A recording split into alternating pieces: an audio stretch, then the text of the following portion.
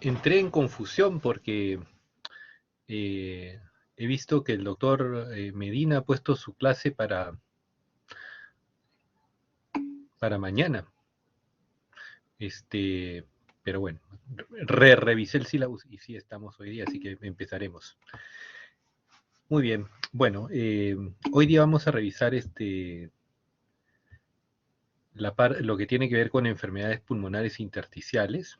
Entonces vamos a compartir pantalla.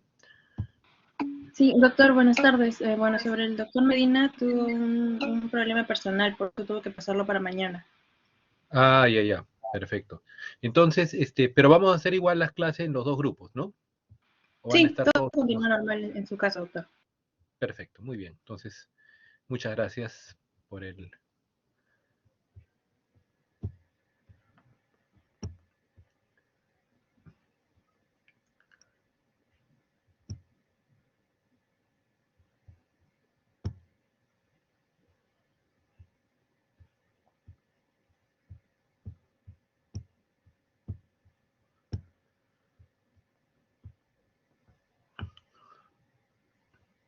Muy bien, pueden ver mi pantalla, ¿no? Sí, doctor. Sí, doctor, sí. ¿Sí? Perfecto, Sí, doctor. muy bien. El día de hoy vamos a hablar sobre un tema amplio, que es las enfermedades pulmonares intersticiales. Y en realidad, antes de hablar de esto, digamos, el hablar sobre enfermedades intersticiales resulta un poco artificial, ¿no? Y esto surge un poco más a partir de los conceptos radiológicos, ¿no? Porque son enfermedades que afectan al pulmón de manera general y que tienen un componente, digamos, radiológico con un patrón justamente denominado intersticial, y vamos a elaborar un poquito más sobre eso. El parénquima pulmonar, o sea, digamos, la estructura que tiene que ver con el intercambio gaseoso,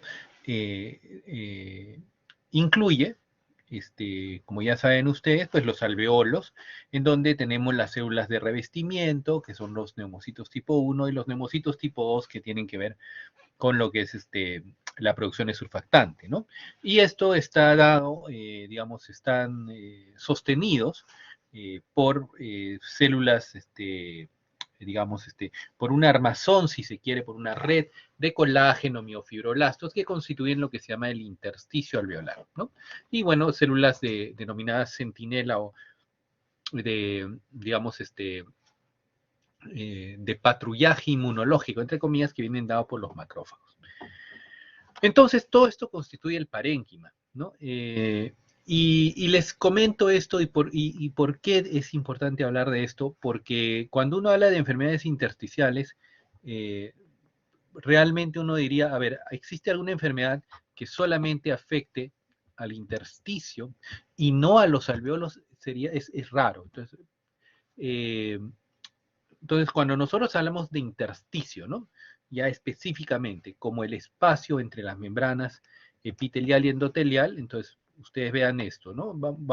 Esto es una representación muy grosera, muy burda, pero que también trata de puntualizar lo que es el espacio alveolar, ¿no? Este es el alveolo, esta zona, entonces es un alveolo cortado, esto es la célula de revestimiento, el neumocito tipo 1. Esta de acá está en forma de nubes del neumocito tipo 2. Este es un alveolo y esto es un capilar, ¿no? Adentro con sus glóbulos rojos. Y entonces toda esta estructura, ¿no? Que está entre las membranas del alveolo y la membrana endotelial es lo que se conoce como intersticio, ¿no? Que básicamente es una estructura, como ven, de colágeno y miofibroblastos que da sostén a las estructuras alveolares. Entonces, cuando uno dice enfermedad intersticial, uno pensaría en enfermedades que solamente afectan a esta parte y que no afectan al alveolo. Y ciertamente, muchas de las enfermedades que vamos a revisar afectan fundamentalmente al intersticio, pero en la práctica, finalmente, estos procesos inflamatorios primariamente intersticiales van a terminar también con lesiones a nivel del alveolo. Por eso es que el término enfermedad intersticial pulmonar cada vez tiene, digamos, es menos utilizado para dar, digamos, paso a un término que se denomina enfermedad pulmonar parenquimal difusa, ¿no? Y eso es justamente lo que quiero mencionar en este siguiente slide, ¿no? Cuando hablamos de enfermedad pulmonar intersticial difusa, esto lo van a encontrar muchas veces en las historias clínicas con la abreviatura EPID, E-P-I-D. Van a estar en la visita. El paciente tiene un EPID. Entonces, ¿qué es EPID? ¿Qué es enfermedad pulmonar intersticial difusa? En realidad es una colección heterogénea de enfermedades, ¿no? Agrupadas bajo una misma denominación. En realidad no es una sola enfermedad, sino son una serie de enfermedades. Y por eso es que en realidad la enfermedad pulmonar intersticial es básicamente un síndrome, ¿no? En el cual puede obedecer a múltiples entidades nosológicas, ¿no? Entonces, en primer lugar, la enfermedad pulmonar intersticial difusa es un síndrome. Hay múltiples, no es una sola cosa, múltiples entidades nosológicas que la puedan causar. Y por otro lado, si bien es cierto que todas las enfermedades intersticiales atacan primariamente al intersticio, es muy raro que ataquen exclusivamente al intersticio. Y por lo tanto, muchos autores hablan o prefieren el término de enfermedad pulmonar parenquimal difusa, ¿no? Muy bien. La enfermedad pulmonar intersticial difusa, o parenquimal difusa, como prefieran llamarlo, es una condición relativamente frecuente, ¿no? Más o menos cuando uno hace las series de pacientes hospitalizados generalmente por enfermedades pulmonares y en la consulta, abarca más o menos, representa el 15% de la patología respiratoria que se atiende, ¿no? Pero, como ya les he mencionado también, el diagnóstico diferencial es muy amplio, y son más de 150 entidades nosológicas las que pueden estar en esta especie de paraguas, ¿no? Y todas tienen una característica común, que finalmente el intersticio, como ustedes habrán visto, es la estructura de soporte, pero también es una estructura que debe permitir la expansión alveolar. Y entonces, cuando se afecte el intersticio, el denominador común de todas estas enfermedades es que ese intersticio va a tener incapacidad para expandirse. Entonces va a ser un pulmón duro, entre comillas, ¿no? Y estos alveolos que tratan de abrirse frente a un intersticio fibrótico va a producir un sonido característico, que es el denominado crepitante velcro, ¿no? Velcro es digamos, el término que usamos, bueno, coloquialmente se le denomina pega-pega, ¿no? Son dos superficies que se pegan de tela, y entonces cuando ustedes lo abren, van a obtener ese sonido, ¿no? Que es muy similar cuando ustedes tienen estas dos hojas de los tensiómetros, las abren y hay este sonido denominado velcro, ¿no?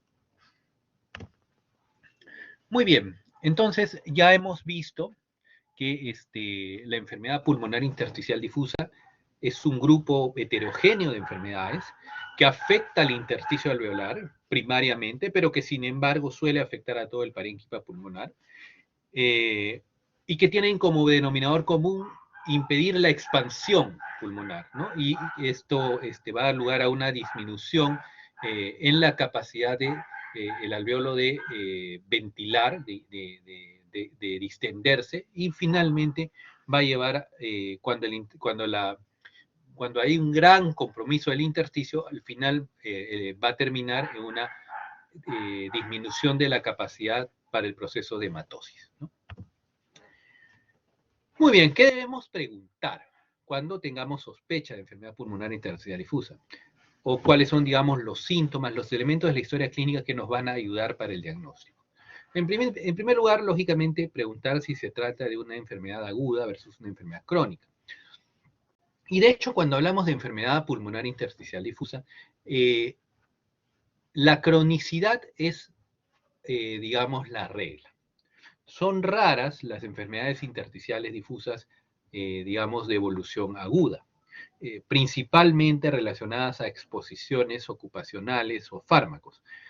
Pero, digamos, más del 90% de casos, casi por definición, la enfermedad pulmonar intersticial difusa es crónica, ¿no?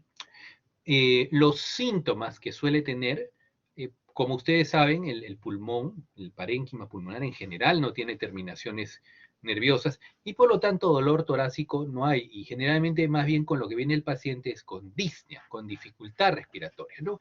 Por el hecho de el aumento del trabajo respiratorio frente a este intersticio endurecido. Puede haber también tos, que ocurre con alguna frecuencia, pero disnea probablemente sea el síntoma más importante. Hemoptisis puede haber en algunos casos, y dolor pleurítico es más raro, excepto cuando hay compromiso concomitante por enfermedades difusas del tejido conectivo. Pero largamente disnea de esfuerzo es el síntoma más importante. Exposiciones importantes dentro de antecedentes, ¿no? El combustible de biomasa, ¿no? Ustedes saben, en el Perú, particularmente en la zona de la sierra, se cocina con leña o con bosta. La bosta es la deposición seca del ganado. Se vuelven como unas tortas y eso se pone digamos, se usa como combustible. Entonces, la combinación de combustible de biomasa, leña o bosta, en un ambiente cerrado por, digamos, el frío de las altitudes andinas, hace que las personas se expongan a estas partículas de carbón, a radicales libres y, en fin, que van a generar un daño pulmonar crónico. Esto se llama enfermedad pulmonar por inhalación de combustible de biomasa. No es una condición muy reportada en la literatura. De hecho, revisen el Harrison, en fin, cualquier libro de medicina interna y no lo encontramos. Porque es una patología muy del subdesarrollo, ¿no? Esto se ve, por ejemplo, en Nepal, ¿no? Se ve en algunas zonas asiáticas de altitud y se ve en el Perú. En India también, por ejemplo, ha tomado cierta importancia, ¿no? Lógicamente las exposiciones ocupacionales, particularmente gente que trabaja en pintura, asbestos y que no usa en minas y que no usa protección, ¿no? Y finalmente el antecedente de tuberculosis, porque recordemos que las tuberculosis muy extensas pueden finalmente terminar en un componente fibrótico, ¿no? En una fibrosis pulmonar bilateral. Muy bien. Ya yéndonos al examen físico, ¿no? ¿Cuáles son las características de la enfermedad intersticial difusa al examen físico? Vienen a ser básicamente signos y signos básicamente evaluables al examen físico asociados a la disminución de la capacidad de expansión pulmonar, ¿no? Es decir, hay una restricción del volumen pulmonar y por lo tanto cuando nosotros hagamos la inspección y la palpación vamos a encontrar una disminución de la amplexación. O sea, normalmente uno hace la amplexación y el tórax se expande. En estos pacientes el paciente respira y no hay un aumento de la amplexación importante, ¿no? En la percusión también, nosotros vamos a percutir y el tamaño pulmonar también va a estar disminuido, ¿no? Incluso nosotros podemos hacer la maniobra. Normalmente, si ustedes hacen, y eso les sugiero que lo hagan en sus familiares, amigos, para que vean cómo ocurre esto, ustedes percuten y cuando le invitan al paciente a respirar, a inspirar profundamente, el área de percusión aumenta, o sea, tenemos más zonas. Y esto no ocurre en el paciente con enfermedad intersticial. Pero probablemente el dato más característico, y particularmente en estadios más avanzados, es la presencia de crepitantes velcro, ¿no? Cuando ustedes escuchan estos crepitantes secos bilaterales, es muy sugerente de enfermedad pulmonar intersticial difusa, y particularmente de fibrosis pulmonar. En adición a los signos pulmonares, a lo que es la exploración pulmonar, también pues la presencia de hipocratismo digital es importante, es decir, uñas en vidrio de reloj, que nos hablan de condiciones hipoxémicas crónicas, y signos asociados a enfermedades difusas del tejido conectivo, ¿no? Incluyendo, por ejemplo, aumento del volumen articular, vasculitis cutánea, compromiso renal, ¿no?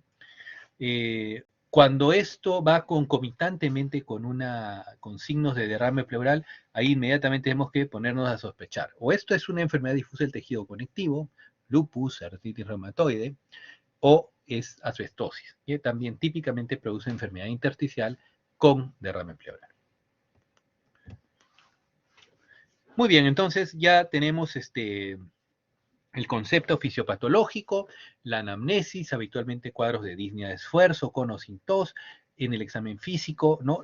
Básicamente signos de disminución de la amplexación, disminución del área de percusión y crepitantes velcro. Y ahora la idea es ver un poco, bueno, cuáles pueden ser las causas de estas enfermedades. Y entonces, generalmente esto se agrupa en dos, ¿no? En lo que son las enfermedades intersticiales de causa conocida y aquellas de causa desconocida, ¿no? Y acá les muestro clásico, digamos, hay enfermedades difusas del tejido conectivo que clásicamente se asocian, a esto, incluyendo esclerodermia y polimiositis, producen enfermedad intersticial, ¿no? Los pacientes con polimiositis, particularmente aquellos que tienen anticuerpos anti-HO1, que es un marcador importante, pero estas dos enfermedades son característicamente van asociadas a enfermedad intersticial difusa, ¿no? Dentro de lo que son exposiciones ocupacionales, asbestosis, silicosis son importantes. Los fármacos, miren, interesante, fármacos que se usan mucho, amiodarona, es un antiarrítmico muy, muy utilizado. Y lo malo es que como el paciente se usa en pacientes con insuficiencia cardíaca, entonces el paciente con insuficiencia cardíaca típicamente le falta el aire, tiene disnea. Entonces a veces no nos damos cuenta hasta estadios muy avanzados que esos pacientes tienen problemas de enfermedad intersticial. Nitrofurantoína es un antibiótico muy, muy perteneciente a los nitrofuranos y que se utiliza mucho para el tratamiento de infección urinaria, ¿no? Dentro de exposiciones ambientales, ¿no? Alveolitis alérgica extrínseca, ¿no? La exposición a diversos polvos orgánicos, paja, algodón, etc. Es una causa bien conocida.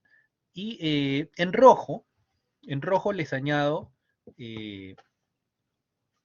aquellas condiciones que no las van a encontrar en los libros, pero que ahora forman parte del diagnóstico diferencial.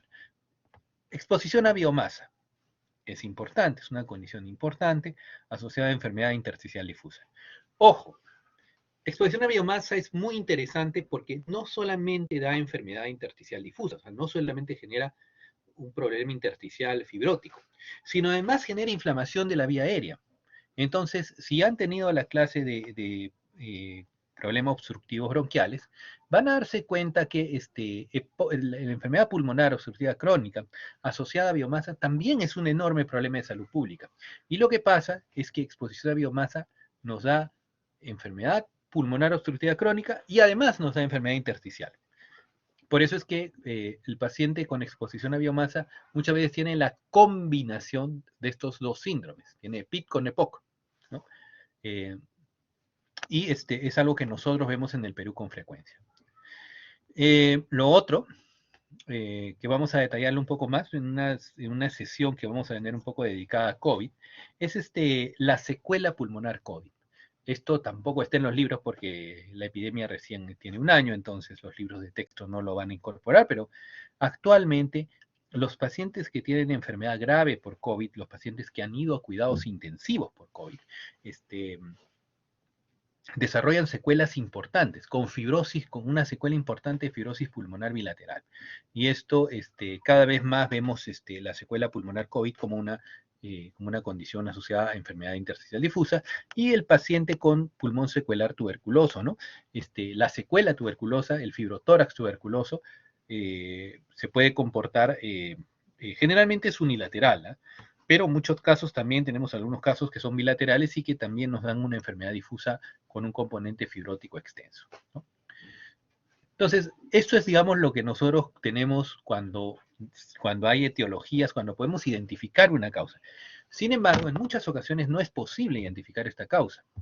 Y entonces tenemos lo que se denominan generalmente las enfermedades intersticiales de causa o las neumonías intersticiales idiopáticas, que cuando no encontramos una causa de un proceso fibrótico pulmonar de enfermedad intersticial difusa de larga data, típicamente esto se debe a una neumonía intersticial idiopática, ¿no?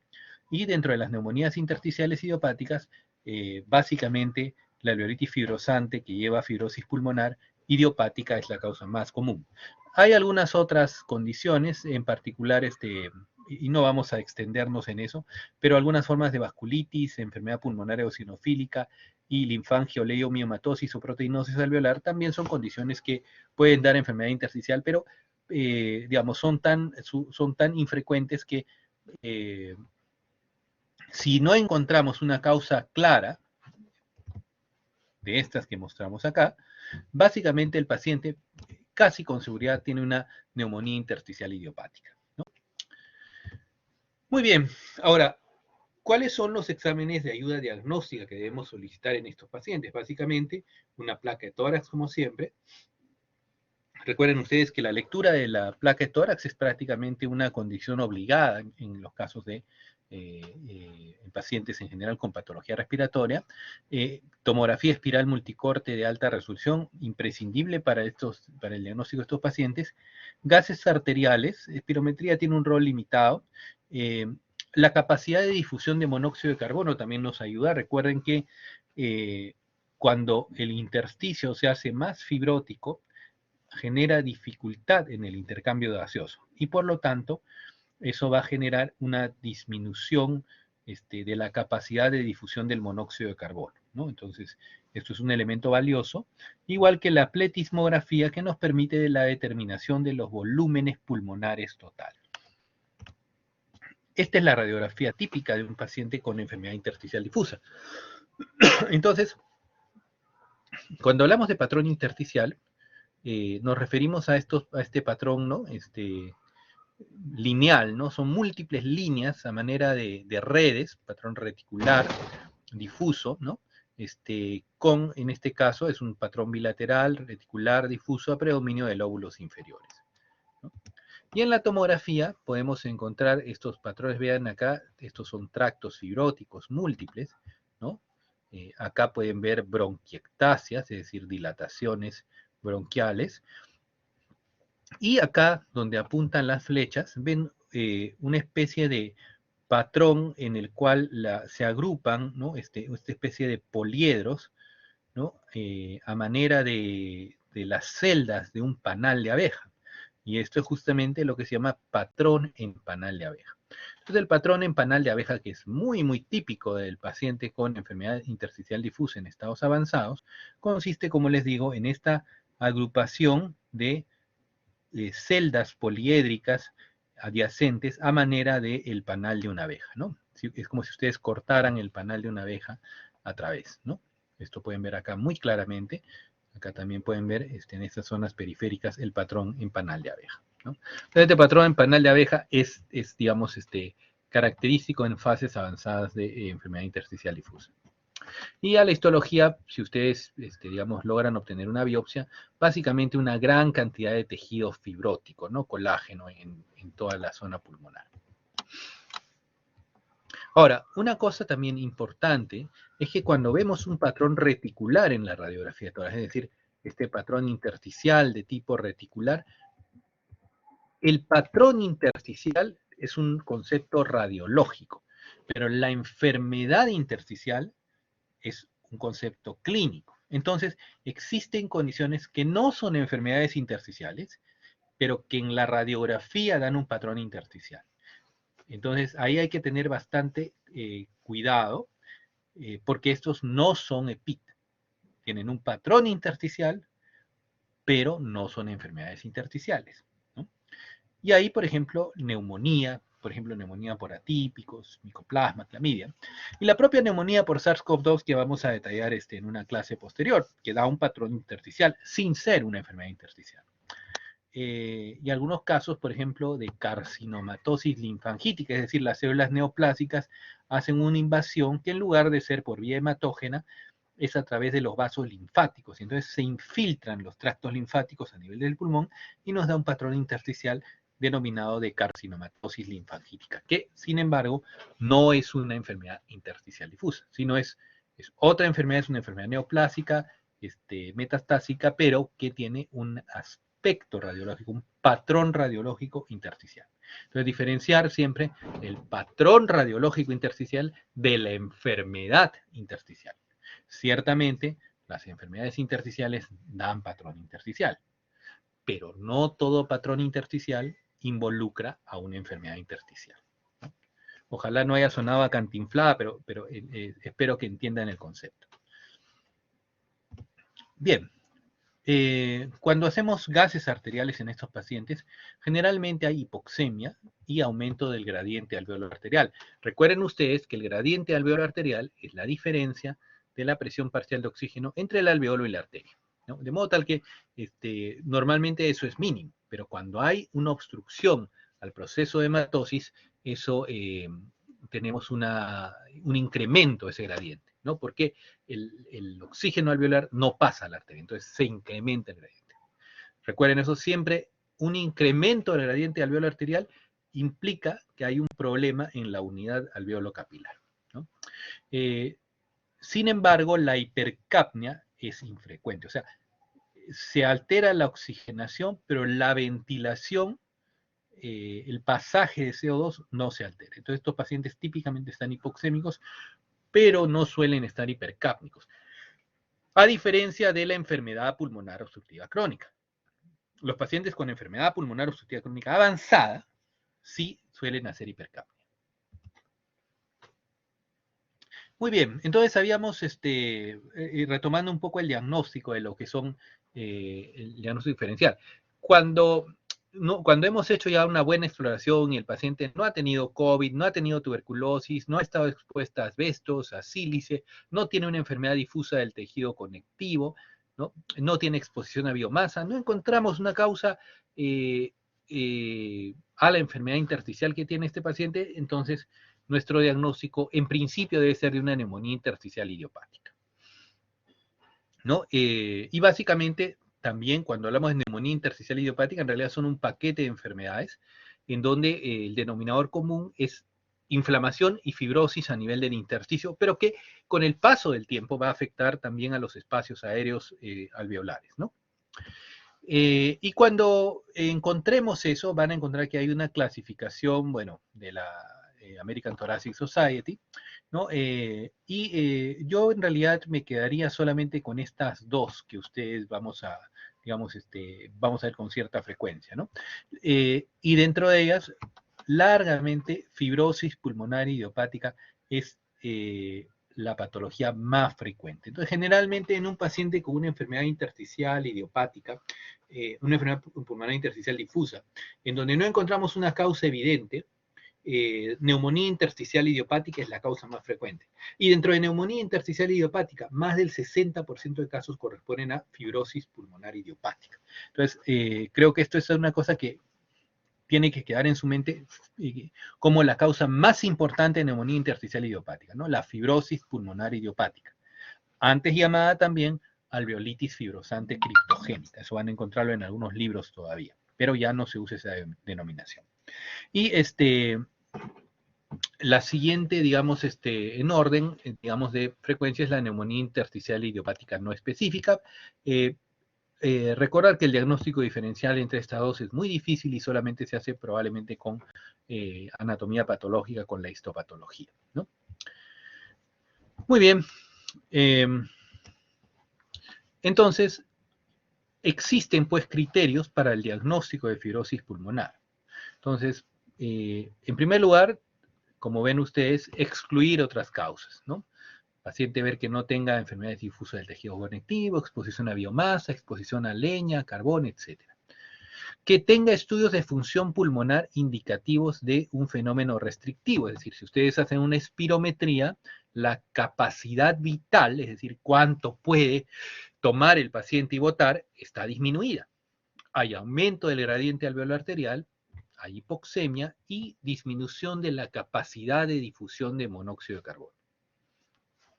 Por otro lado, si hacemos una tomografía, vamos a encontrar este patrón reticular bivasal, esta especie de patrón en red que hemos visto, que ya en estados más avanzados se vuelve en panal de abeja, y un lavado bronquialveolar o biopsia transbronquial que no indique otra patología. Entonces el paciente debe tener todos estos criterios para cumplir el diagnóstico. Y además, al menos 3 de estos, ¿no? Que tenga un paciente mayor a 50 años. Fibrosis pulmonar es una enfermedad típicamente de personas mayores de 50 años, inicio de síntomas. Un inicio insidioso de disnea de esfuerzo, es decir, el paciente básicamente tiene disnea y esto no, digamos, esto avanza progresivamente. El paciente es interesante porque estos pacientes nunca logran identificar, o sea, no es que digan yo empecé en tal fecha. Ellos, incluso en retrospectiva, ¿no? Recién tienen el dato, porque vienen a los 60 años y usted les dice, ¿y usted era completamente sano? No, ya a los 50, 52 años ya notaba que subía 5 pisos y ya no daba, ya me faltaba el aire, pero yo creía que era la edad, que era normal, ¿no? Entonces es un inicio muy insidioso, generalmente el paciente no logra identificar, ¿no? La duración de enfermedad, obviamente, generalmente es una enfermedad crónica, ¿no? El paciente típicamente viene al año, ¿no? Son enfermedades, pero por lo menos tiene que tener una duración mayor de 3 meses y tener la presencia de crepitantes inspiratorios bivasales, ¿no? Muy bien, entonces estos menores son, digamos, tenemos que tener todos los criterios mayores y al menos 3 menores. Y recordarles, ¿no? Si bien es cierto, como ya hemos visto, la enfermedad pulmonar intersticial difusa tiene como, y ustedes cuando lean los libros, cuando lean las revisiones, que ahora les voy a dejar algunas revisiones para que puedan ver, van a encontrar típicamente, ¿no? Causa conocida, enfermedad difusa del tejido conectivo, ¿no?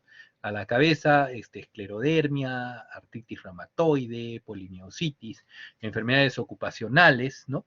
Exposiciones a asbestos,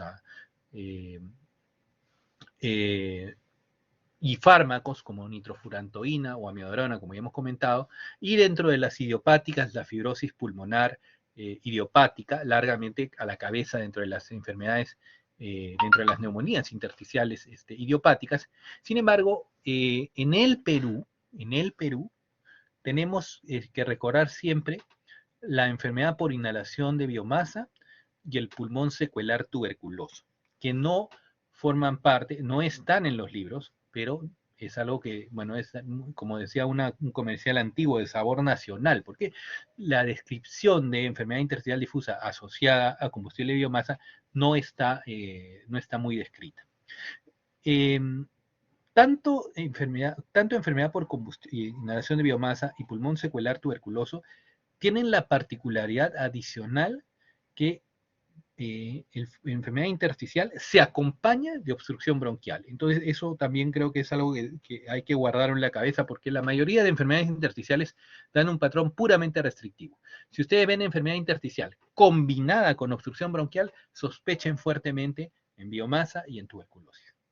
Y una palabra final solamente sobre lo que es COVID, ¿no? Porque COVID, como les digo, vamos a hablar un poco más en extenso en una clase posterior, pero la secuela del COVID, o sea, no el COVID en sí, sino ya pasó el COVID, el paciente ya se curó, pero en pacientes que han tenido un COVID muy grave, en cuidados intensivos, puede dejar una secuela fibrótica bilateral importante, que se comporta efectivamente como una enfermedad intersticial difusa, y seguramente esto va a ser incluido en los próximos, digamos, en las próximas revisiones, en los futuros años, en los libros que vayan a salir de medicina, de semiología dentro de 2, 3 años, ya vamos a tener que incluir al COVID dentro de la semiología de enfermedad intersticial difusa. Muy bien, acá les voy a colgar esas 2 bibliografías, están ahí puestas la referencia, pero también se las voy a dejar colgadas para que en el aula virtual para que las puedan revisar. Y bueno, también tenemos una mención dentro de este librito que hemos puesto, que también se los vamos a colgar para que quien quiera lo pueda revisar. Muy bien, entonces con eso hemos terminado. Tenemos espacio para algunas preguntas si alguien desea preguntar algo?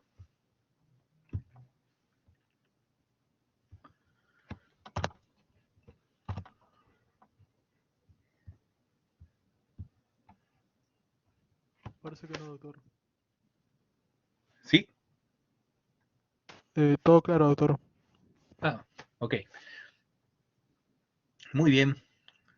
Entonces, si no hay preguntas, si no hay comentarios, eh, agradezco la atención que han tenido. Veo que hay como 98. Eso quiere decir que en la siguiente clase tendremos 20 o 30. Bueno, va a ser una sesión casi privada. Bien, entonces, si no hay preguntas, lo dejamos ahí y ya nos encontramos en una próxima clase. Listo. Chao, chicos.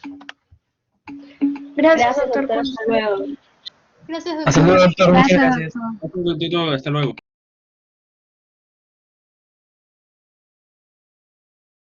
Más bien a los que entren en el...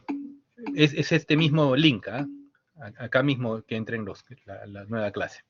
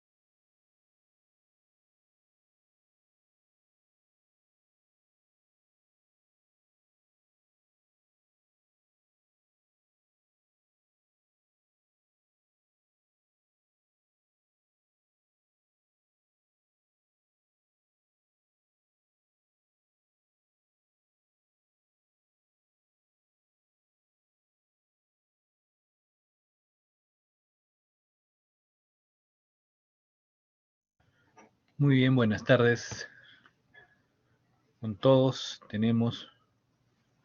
¿A tantos son ustedes? Pensaba que en la primera tanda estaban todos. Muy bien, vamos a empezar entonces el tema. El día de hoy vamos a hablar sobre lo que son enfermedades intersticiales. A ver, déjenme un ratito compartir cámara.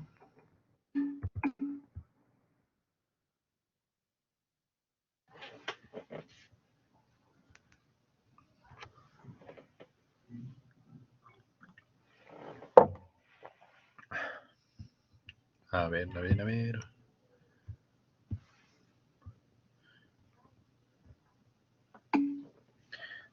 Muy bien, buenas tardes con todos. Vamos a, como les comentaba, no, es compartir cámara acá. Uy, la otra no la clase anterior no la grabé. No, sí está grabando. Sí, sí, sí. Muy bien, vamos a compartir la clase.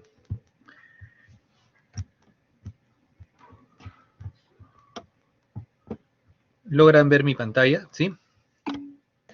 Sí, doctor, sí se ve. Muy bien. Bueno, entonces vamos a arrancar con lo que es enfermedades pulmonares intersticiales, ¿no? ¿Qué es y ya vamos a ver a lo largo de la conferencia una denominación un poco artificial, ¿no? Voy a silenciar un ratito este teléfono para que no nos interrumpa durante la sesión.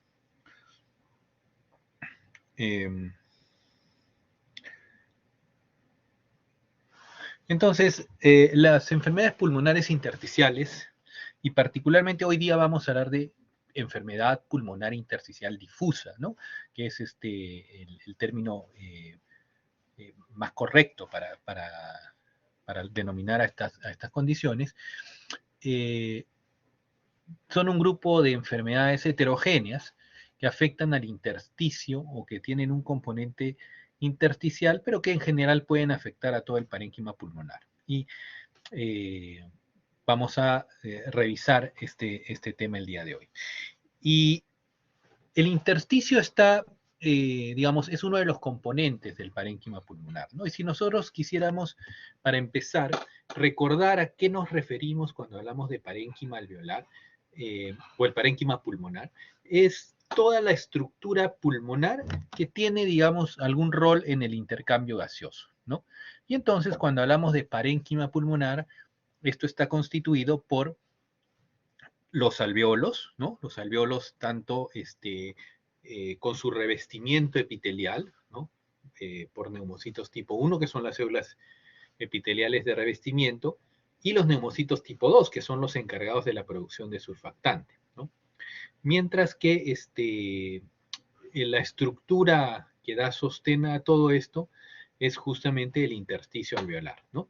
Y esto también acompañado lógicamente de células inmunitarias, donde predominantemente el rol más importante a nivel de lo que es parénquima pulmonar lo tienen los macrófagos alveolares e intersticiales. Entonces, el intersticio en realidad es un componente del parénquima pulmonar, ¿no? Y esto es un espacio, un tema que hay que recordar. El intersticio es uno de los elementos que constituye parte del parénquima pulmonar. Y específicamente cuando hablamos de intersticio, nos referimos a un espacio que está entre las membranas basales epitelial y endotelial. Es decir, cuando nosotros vemos esto de acá es digamos, una magnificación muy simplificada, donde, vamos a poner puntero, esto de acá representa el alveolo con sus células epiteliales tipo 1 de revestimiento y sus células epiteliales tipo 2 de producción de surfactante. Esto es, ¿no? El capilar, adentro con sus glóbulos rojos. Y vean que entre las membranas alveolar y capilar hay un espacio que está lleno de fibras de colágeno, miofibroblastos.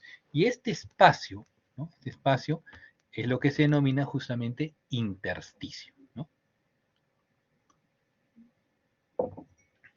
Muy bien. Entonces, el intersticio, finalmente, es uno de los componentes del parénquima, ¿no? Y es este espacio que está entre las membranas alveolar y capilar, ¿no? Ahora, ¿de qué hablamos cuando mencionamos enfermedad pulmonar intersticial difusa? Son en realidad un grupo heterogéneo, son múltiples enfermedades, de modo tal que la enfermedad pulmonar intersticial difusa finalmente viene a ser un síndrome, ¿no? Es decir, es un grupo de características, sintomatología y signos comunes que obedecen a una fisiopatología común, en este caso el infiltrado fibrótico a nivel del intersticio, y que, digamos, generan tienen un número relativamente limitado de entidades nosológicas causantes, ¿no? Sin embargo, como comprenderán, si nosotros volvemos a nuestra imagen del intersticio, imaginemos una enfermedad y bueno, todas las enfermedades intersticiales son generalmente condiciones inmunológicas, inflamatorias, que atacan pues y que afectan a esta parte intersticial. Sin embargo, lógicamente con el paso del tiempo eso va a afectar también a los alveolos y eventualmente a los capilares, de modo tal que todo el parénquima pulmonar va a ser afectado. Si bien es cierto, primariamente puede afectarse el intersticio, y de hecho es lo más común, se afecta inicialmente el intersticio, pero termina afectándose todo el parénquima pulmonar.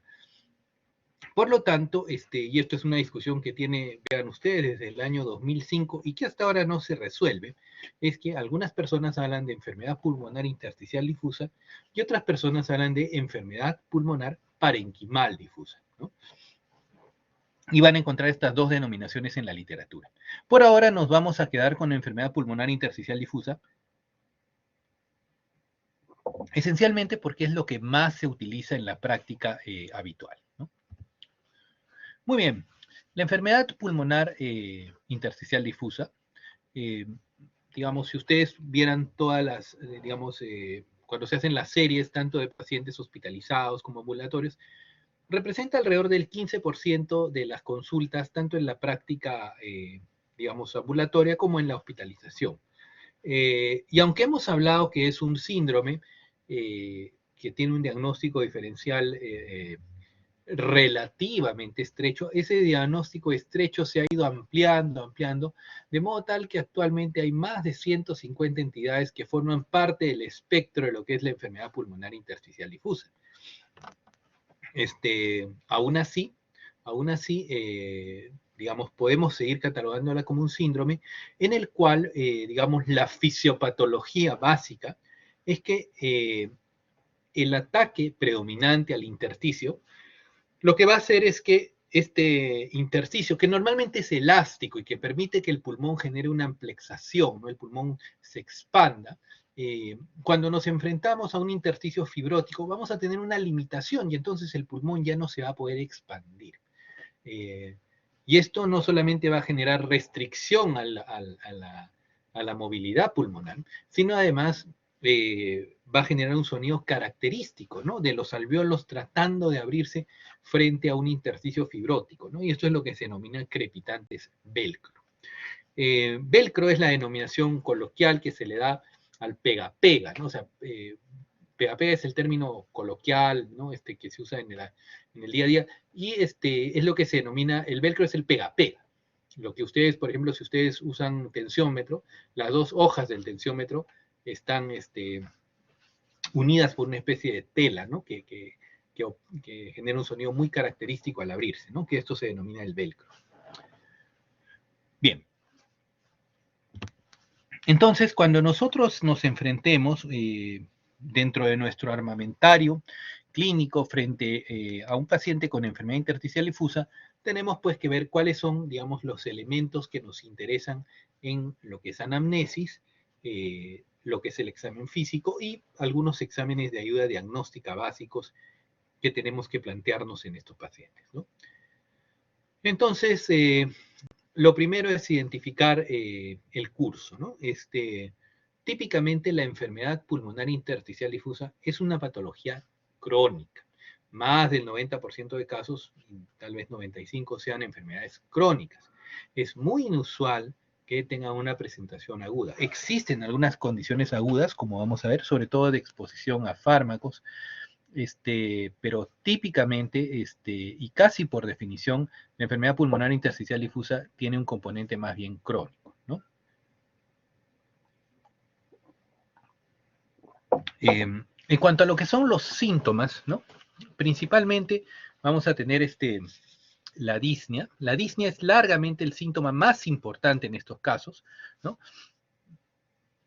Y digamos, es prácticamente el síntoma constante, el que todo paciente con enfermedad intersticial nos va a referir prácticamente es disnea, ¿no? Tos es algo menos frecuente y síntomas posibles, aunque no, digamos, no muy frecuentes, son hemoptisis o dolor pleurolítico, de acuerdo a la enfermedad que podamos plantearnos, ¿no? Y tal vez, además de la enfermedad actual, probablemente digamos, en la enfermedad intersticial difusa, tan o más relevante que la enfermedad actual es el antecedente, porque los antecedentes suelen darnos la pista o la clave para la etiología en muchos de los casos de enfermedad de biomasa. Entonces, en este caso, ¿no? Por ejemplo, en nuestro país, en el Perú, y esto es una particularidad del Perú que no la van a encontrar probablemente cuando revisen otros textos, cuando revisen textos internacionales, es que en el Perú existe la exposición a combustible de biomasa. El combustible de biomasa, y probablemente lo hayan visto en las clases de EPOC, básicamente consiste en la leña o en la deposición seca denominada bosta, que se utiliza como combustible. ¿Cuál es el problema con esto? Que esta leña, esta bosta que se utiliza, se usa en ambientes como hace mucho frío, entonces se cocina con leña en un ambiente cerrado sin ventilación. Y eso genera pues inhalación de partículas de carbón, ¿no? Toxicidad por radicales libres, fenómeno inflamatorio, y esto va a llevar progresivamente a la digamos, a la fibrosis pulmonar, ¿no? Entonces, la exposición a combustible de biomasa en el Perú es una condición que nosotros siempre debemos preguntar en cualquier paciente que venga con una enfermedad o con sospecha de enfermedad intersticial difusa. Las exposiciones ocupacionales también es muy importante. Gente que ha trabajado en minas. Actualmente el trabajo en minas es mucho más llevadero. La gente, digamos, usa máscaras, usa protección personal, tiene chequeos ocupacionales obligatorios, pero hay gente que ahorita tiene pues 70, 80 años que ha trabajado en minas sin ningún tipo de protección. Y también actualmente hay también mineros informales, así que la exposición a minas es un dato importante, ¿no? La exposición a sílice en la industria de vidrios, ¿no? Gente que trabaja en vidrios también puede tener esta exposición. Y dentro de la industria de pinturas y mecánica, la exposición a asbesto también es importante.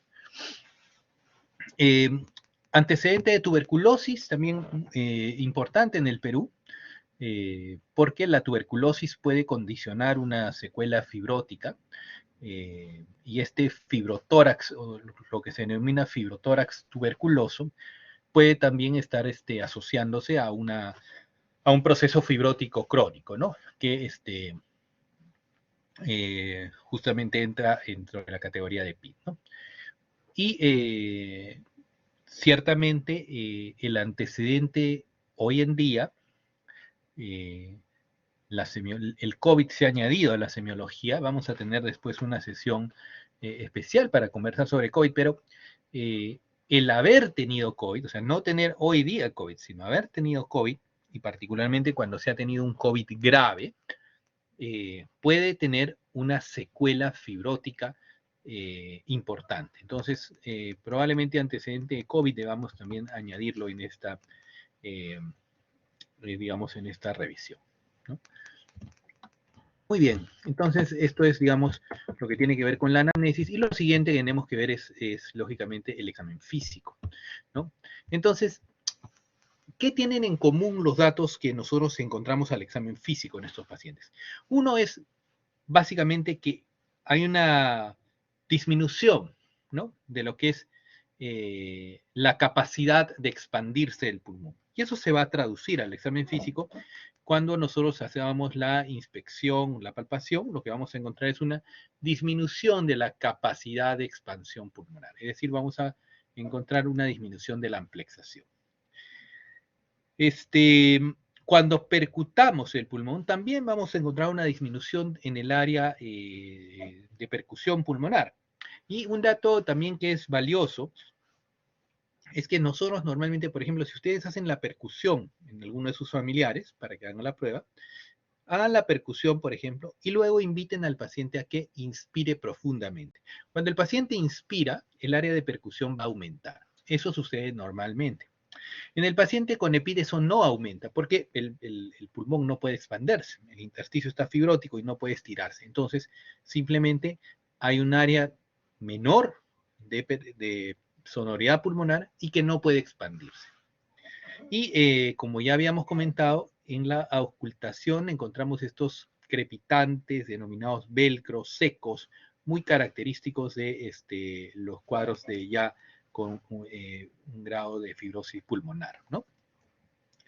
Muy bien, entonces, adicionalmente, digamos, a este cuadro, típicamente de enfermedad intersticial, con disminución de la amplexación, con disminución de la sonoridad, con crepitantes velcro, ocasionalmente puede haber signos de derrame pleural, ¿no? Puede añadirse un síndrome pleural, en cuyo caso deberíamos sospechar de todas maneras de enfermedades reumatológicas, fundamentalmente lupus y artritis reumatoide, o de exposición a asbestos, que típicamente nos va a dar compromiso de la, o está asociado a mesotelioma, a la presencia de un derrame pleural de naturaleza neoplásica. Y dentro de lo que es digamos, el examen general, antes de llegar a la parte pulmonar, siempre vigilar pues la presencia de hipocratismo digital, la presencia de cianosis o la presencia de signos que nos sugieran enfermedad difusa del tejido conectivo, incluyendo pues aumento de volumen a nivel de las articulaciones, ¿no? Esto se llama sinovitis, ¿no? O presencia de vasculitis cutánea o compromiso renal. Muy bien, entonces ya tenemos, digamos, los elementos de la anamnesis, del examen físico, y típicamente lo que encontramos es, dentro de la anamnesis, un paciente que viene con disnea, con o sin tos, un examen físico en el cual encontramos disminución de la amplexación, disminución de la sonoridad y crepitantes velcro, y ahora tenemos una radiografía donde hay un patrón generalmente de tipo intersticial, ¿no? Entre ellos el patrón reticular es el más común, y entonces tenemos nuestro paciente con enfermedad intersticial difusa y tenemos que identificar ya la entidad nosológica o cuál es el diagnóstico diferencial.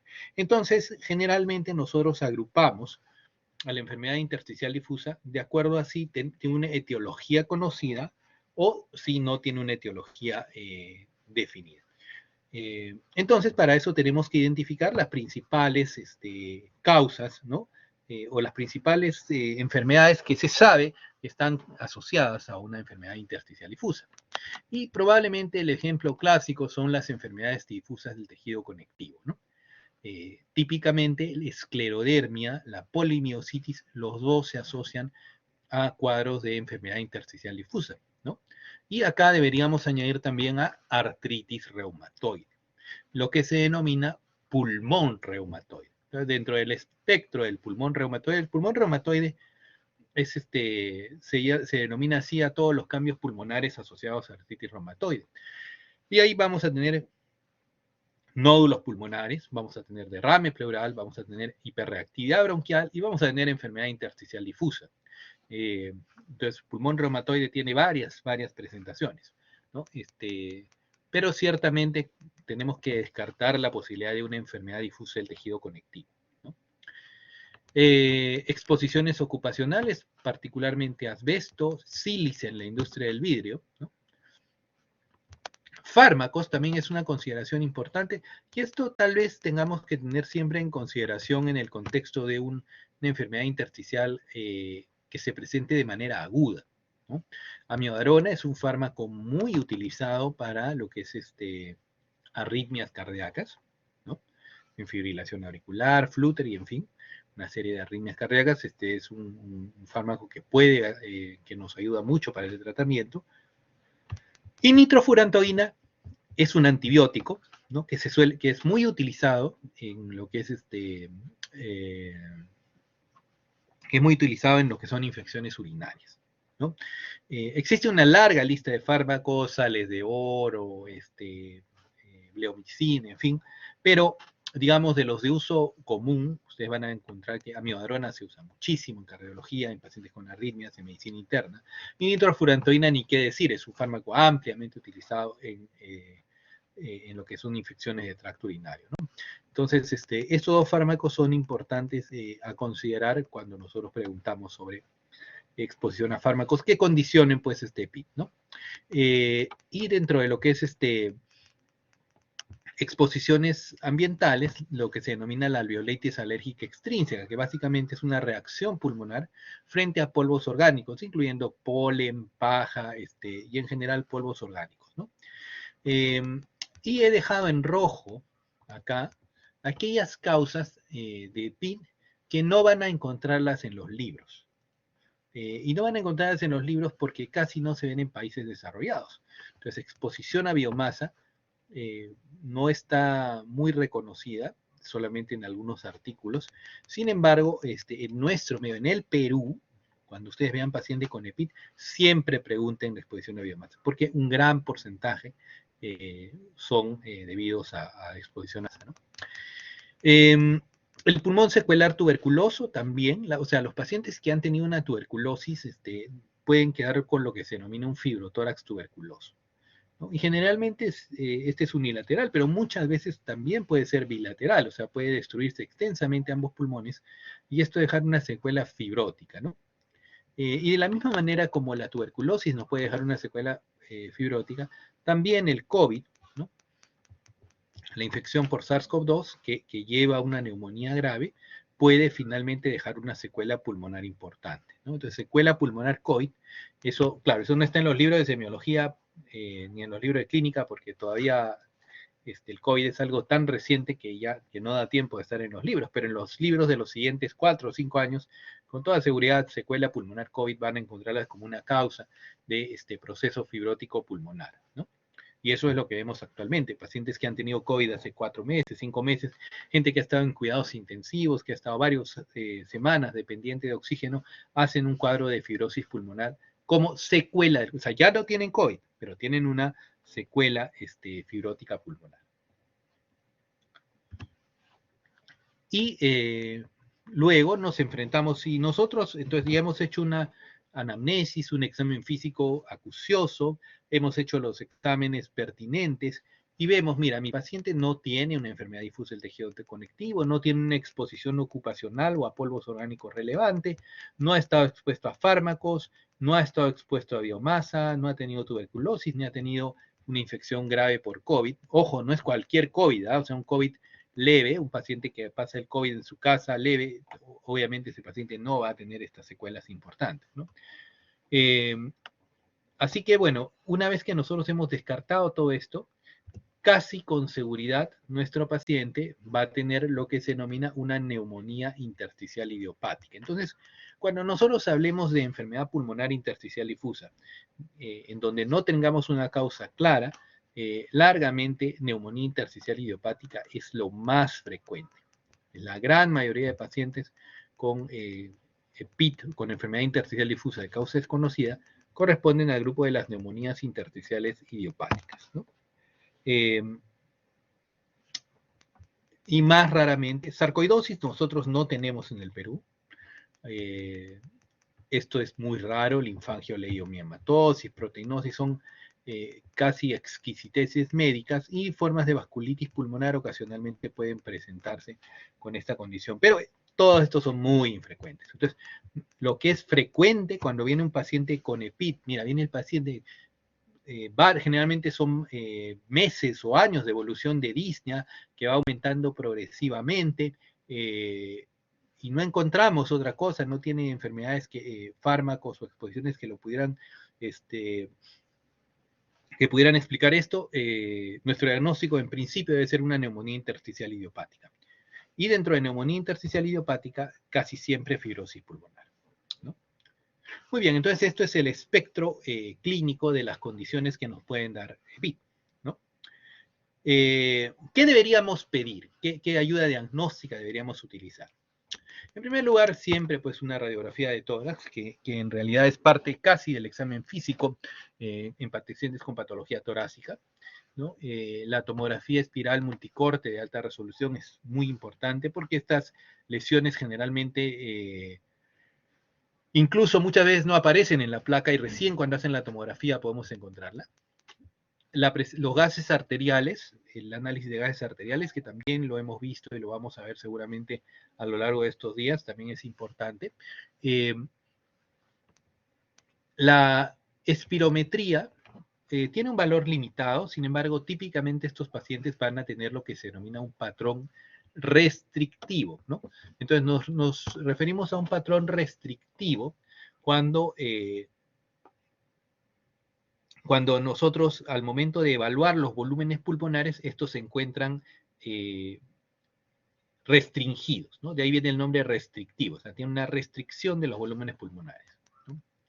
Y otros exámenes, digamos, desde el punto de vista de ayuda de fisiología pulmonar, involucran la capacidad de difusión de monóxido de carbono. Normalmente el monóxido de carbono es muy, muy difusible, pero cuando hay una lesión intersticial importante, entonces hay una disminución de esta capacidad de difusión, y esto nosotros podemos medirlo, ¿no? Entonces la capacidad de difusión de monóxido de carbono se pierde, ¿no? Se pierde esta capacidad de difusión en caso de enfermedades intersticiales. Y finalmente la pletismografía, que lo que hace es permitirnos calcular los volúmenes pulmonares, ¿no? Entonces, esto es cuando nosotros hacemos una pletismografía, lo que vamos a encontrar es una reducción del volumen pulmonar. Esto es, digamos, nuestro armamentario diagnóstico cuando tenemos un paciente con EPI. Debemos solicitar esos exámenes que nos permiten cuantificar digamos, la gravedad de esta condición, ¿no? Acá, por ejemplo, esto es la radiografía de tórax, ¿no? Donde pueden, pues, apreciar este patrón intersticial, ¿no? Reticular, ¿no? Se abre como una red en todo lo que es el parénquima pulmonar, está en ambos lados, tanto en tercio superior, medio inferior, bilateral, con predominio del tercio inferior de ambos pulmones. Y este patrón reticular es muy típico de enfermedad intersticial difusa. Y si nosotros nos vamos a la tomografía, ¿no? Ustedes pueden ver acá la tomografía, un corte axial, ¿no? Donde podemos apreciar acá la silueta cardíaca, ¿no? Acá algunas retracciones alrededor de la silueta cardíaca. Acá podemos ver bronquiectasias. Y acá podemos ver lo que es el marcador clásico más importante de EPID avanzada, que es el patrón en panal de abeja. El patrón en panal de abeja es muy típico de EPID, ya en estadio de fibrosis pulmonar, y además es un marcador pronóstico, porque encuentran panal de abeja, esto es lesión intersticial fibrótica ya irreversible, ¿no? Y se refiere a panalización o patrón en panal de abeja, porque si ustedes han visto, bueno, acá lo que pueden ver son una serie de estructuras que es como poliedros que van juntándose, ¿no? Como pentágonos, hexágonos que van juntándose, coalesciendo, como si fuera un panal de abejas cortado por la mitad, ¿no? Entonces, esto es lo que se denomina panalización o patrón en panal de abeja, ¿no? Y nos indica, pues, lógicamente, una enfermedad intersticial ya bastante avanzada.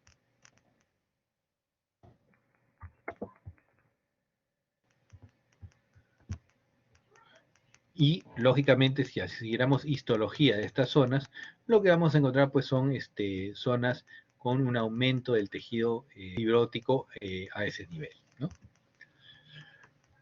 Una cosa también que es importante de recordar, cuando, o sea, cuando hablamos de enfermedad intersticial, el término viene justamente del concepto radiológico, ¿no? O sea, eh, la, digamos, la radiografía nos puede mostrar lo que se llaman patrones intersticiales, ¿no? Donde esencialmente el patrón reticular es el más importante de todos.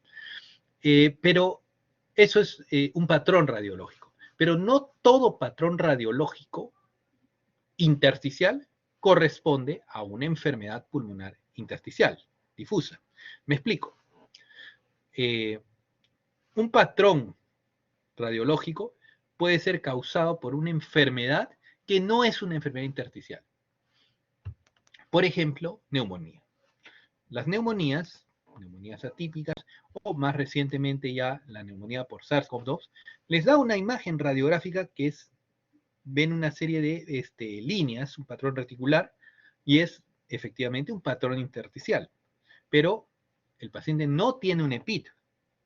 Lo que tiene es una neumonía con un patrón radiológico intersticial, ¿no? Entonces, no todo patrón radiológico intersticial es EPIT. Entonces, neumonías pueden dar patrón intersticial sin ser enfermedades intersticiales, o, por ejemplo, los casos de carcinomatosis linfangítica, ¿no? Es decir, pacientes con neoplasias con diseminación linfática, típicamente, por ejemplo, cáncer de cuello uterino, cáncer de próstata, pueden tener una diseminación linfática y aparecer como imágenes intersticiales en los campos pulmonares sin ser una enfermedad intersticial difusa, ¿no? Entonces, no todo patrón intersticial radiológico corresponde a una enfermedad intersticial difusa desde el punto de vista clínico. Muy bien, y ya volviendo a los exámenes auxiliares, hemos hablado pues de la radiografía de tórax, la tomografía, ¿no? Y otro elemento importante es el análisis de gases arteriales, ¿no? Entonces los gases arteriales generalmente vamos a encontrar ya y sobre todo en estadios avanzados, hipoxemia, ¿no? Vamos a encontrar disminución de la presión parcial de oxígeno, aumento del gradiente alveolar arterial. Recuerden que el gradiente alveolar arterial es la diferencia de presión de oxígeno en el alveolo con la arteria.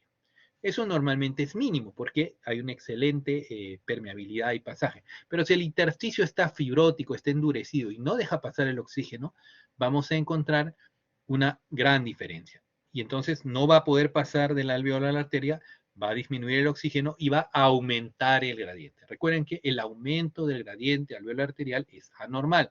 Y mientras más aumentado esté ese gradiente, peor esté el paciente, ¿no? Pero pese a esto, la hipercapnia es infrecuente, ¿no? No hay, el aumento del CO2 es bastante raro de encontrar, ¿no? Excepto ya en los estadios terminales, pero en realidad es muy poco frecuente encontrar hipercapnia. Muy bien, entonces hemos hablado un poco de placa de tórax, hemos hablado un poco de tomografía, AGA, que son los elementos principales diagnósticos, y ya yendo un poco a la nosología, ya hemos conversado de causas de etiología conocida, ¿no?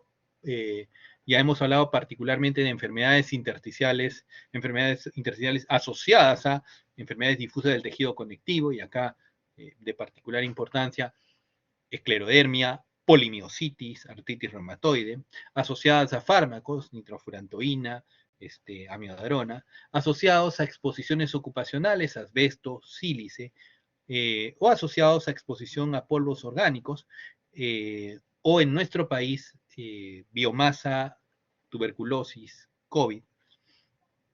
Pero cuando no hay nada de esto, entonces ya estamos hablando de una enfermedad pulmonar intersticial de causa no conocida. Y dentro de las causas de enfermedad pulmonar intersticial difusa de etiología no conocida, casi con seguridad, la gran mayoría de casos corresponde a neumonías intersticiales idiopáticas, que son en realidad también a su vez un grupo heterogéneo de desórdenes no neoplásicos que generan un daño en el parénquima condicionado por grados variables de proceso inflamatorio y fibrosis, ¿no? Y como les decía, ¿no? El intersticio es el sitio primario de injuria, sin embargo, con el paso del tiempo se va a afectar los espacios aéreos, los neumocitos 1, 2, el macrófago alveolar, o sea, se va a afectar todo el parénquima pulmonar. Entonces, si bien es cierto, son condiciones que primariamente afectan al intersticio, terminan afectando a todo el parénquima pulmonar, ¿no? Y dentro de las neumonías intersticiales idiopáticas, largamente la más común de todas es la fibrosis pulmonar idiopática. Y si ustedes probablemente quieran acordarse de una, esto representa probablemente el 60 al 80% de los casos de neumonías idiopáticas intersticiales, ¿no? Seguida muy, digamos, de lejos por la neumonía intersticial idiopática no específica.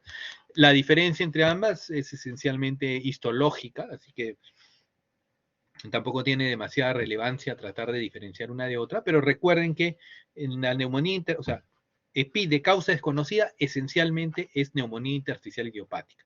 Y dentro de neumonía intersticial idiopática, la más frecuente largamente es la fibrosis pulmonar idiopática, ¿no? Ya hay otras más, digamos, más raras, pero largamente fibrosis pulmonar idiopática es, si tenemos que acordarnos de una neumonía intersticial idiopática, acordémonos de fibrosis pulmonar idiopática, ¿no?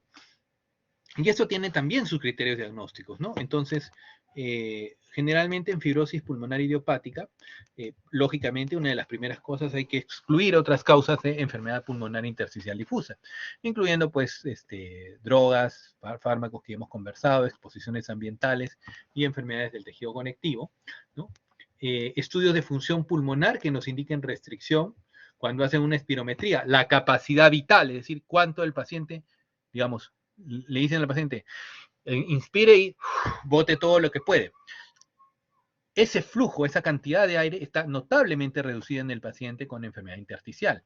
Vamos a encontrar también aumento del gradiente alveolar arterial, hipoxemia en reposo y capacidad de difusión de monóxido de carbono reducido, ¿no?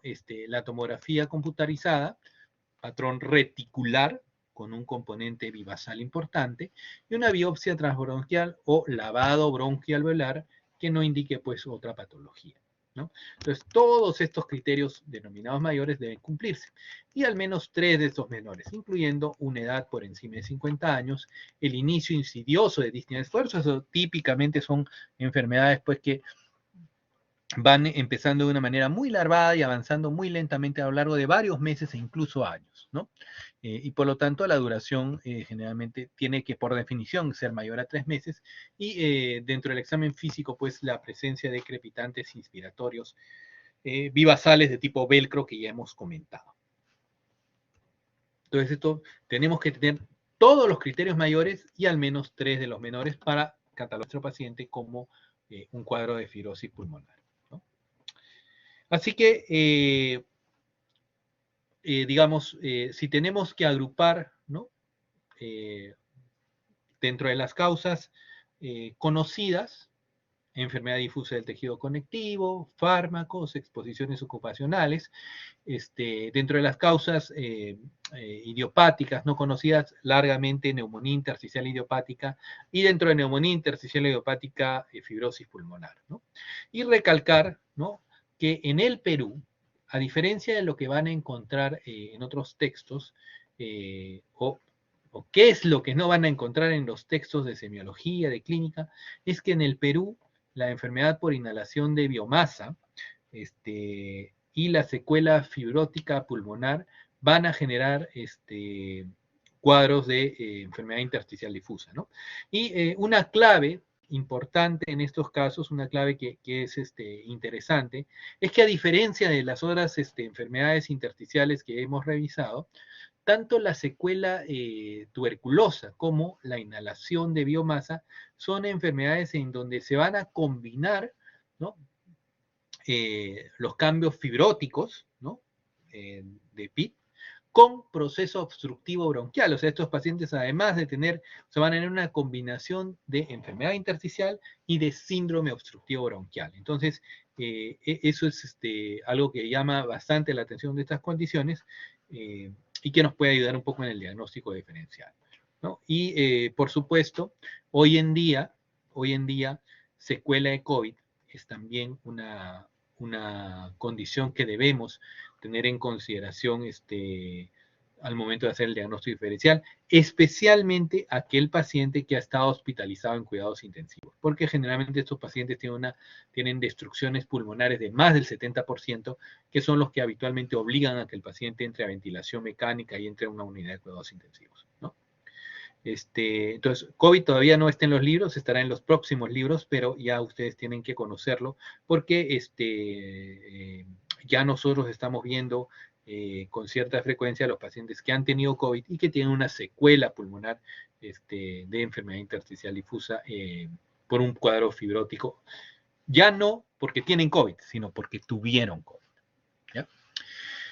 Muy bien, dentro de esta bibliografía que muestro acá, la vamos a colgar también en el aula virtual para que puedan revisarlo.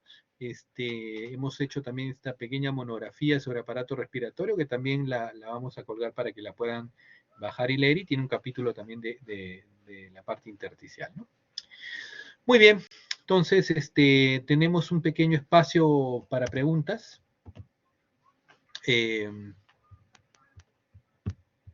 Vamos a dejar de compartir. Preguntas. ¿Alguna pregunta, alguna duda? ¿Algo que aclarar? Sí, Ángela. Sí, doctor, quería consultar, me quedó la duda. Para considerar nosotros un EPID, en caso de las neumonías, no están dentro del grupo, ¿cierto? Solamente en caso de las secuelas que deje, en este caso, la neumonía por COVID. Así es. La neumonía en sí no es una causa de enfermedad intersticial difusa, porque lo que da es un patrón radiológico de enfermedad intersticial difusa, pero clínicamente no es una enfermedad que afecte al intersticio en principio.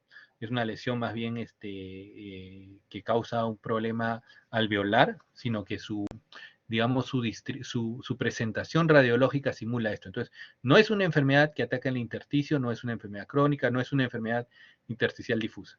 Es una enfermedad aguda, es una neumonía, pero que su patrón radiológico semeja a un EPID. O sea, tiene un patrón radiológico de tipo intersticial, pero no es una enfermedad intersticial, ¿no? Entonces, ni las neumonías, ya sea por COVID o por micoplasma en general típicos, ni la carcinomatosis linfangítica son enfermedades intersticiales, ¿no? Tienen un patrón radiológico intersticial, pero no corresponden a enfermedades intersticiales, ¿no?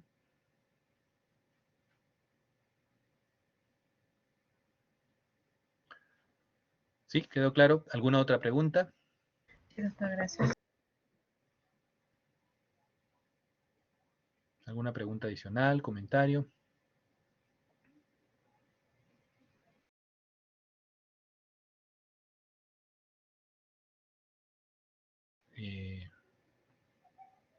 Uy, me está botando. Si no tenemos preguntas, vamos a dejarlo ahí, porque ya también el sistema Sí, disculpe, una última consulta. En cuanto a la fibrosis pulmonar, ¿solo la idiopática está dentro del grupo de las intersticiales? Por ejemplo, fibrosis pulmonar a un paciente que fue un fumador crónico, ¿también estaría dentro del grupo? Claro, o sea, toda forma de fibrosis pulmonar está dentro de la CEPIT. O sea, no solo la fibrosis pulmonar idiopática. Por ejemplo, uno puede tener una fibrosis pulmonar como secuela de tuberculosis, de exposición a leña, de exposición ocupacional, ahora como secuela de COVID. Entonces, las fibrosis pulmonares, todas aquellas cuadros de fibrosis pulmonar de diferentes etiologías, ¿no? Forman parte de lo que es enfermedad intersticial difusa. Ojo, también que hablamos de fibrosis pulmonar idiopática cuando no hay una exposición que nos pueda explicar este tipo de fibrosis, ¿no? Entonces, en este caso, la fibrosis pulmonar idiopática es la consecuencia finalmente de una neumonía intersticial idiopática. Pero un montón de enfermedades que pueden terminar en fibrosis y comportarse y catalogarse como enfermedades intersticiales difusas, ¿no? Está bien, doctor, gracias. Muy bien. ¿Alguna pregunta más?